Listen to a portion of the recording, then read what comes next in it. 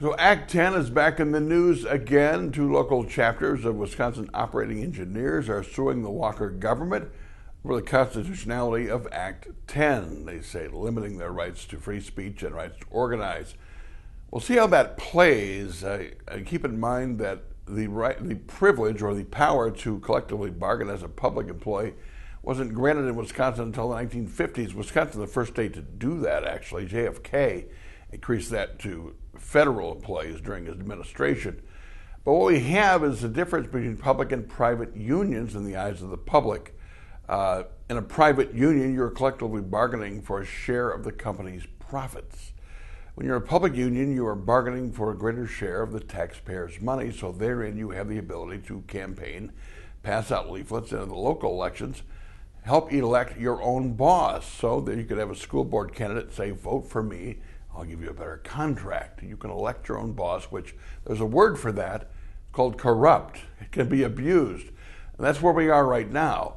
You still have the right to be in a union. You can still collect dues to be in that union. Of course, now at stake is whether a public employee must pay the union if he doesn't agree or she with the political ambitions of that union, which we see in Janus versus AFSCME, a case in Illinois that's going before the U.S. Supreme Court.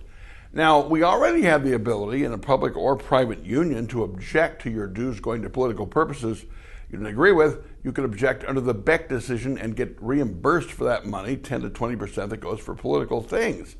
But Justice Alito has written in the past, why wouldn't you give the employee the right not to opt in rather than giving the right to opt out? That's what's at stake here. And if this ruling goes against the unions, it would rapidly decrease union membership across the country. It would in fact nationalize right to work in 50 states. Right now it's in 28 states. But here's the bottom line. In the end, unions may have to go back to square one. Now, we're talking about the private sector principally here. Most people work in the private sector.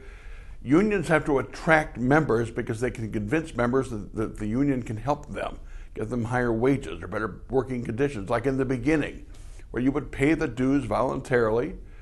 No one would force you to. They have to go back to that. You can have unions in right-to-work states. You really can. When you force people to pay dues, there's going to be this endless friction, and unions want to remain the sole bargaining agent of all employees, which unions have that power now. So some union members who opt out of the union still get covered by union protections. So they're freeloaders, they're free riders, and that's not good. In the best of all possible worlds, unions would only represent members who pay dues. It'll be washed out here in the next coming weeks or months or years, but here's the deal. Be in a union because you want to be. Pay dues because you want to. That's what has to happen in the end, and those are my 2 cents. My 2 minutes are brought to you by Capital Consultants at Edge Construction. Mike Tuig and his staff can read your kitchen, your basement, your bathroom, your staircase. Make your home feel just like home. We can talk about this and more on the Mitch Henck Show on madison.com and Facebook Live.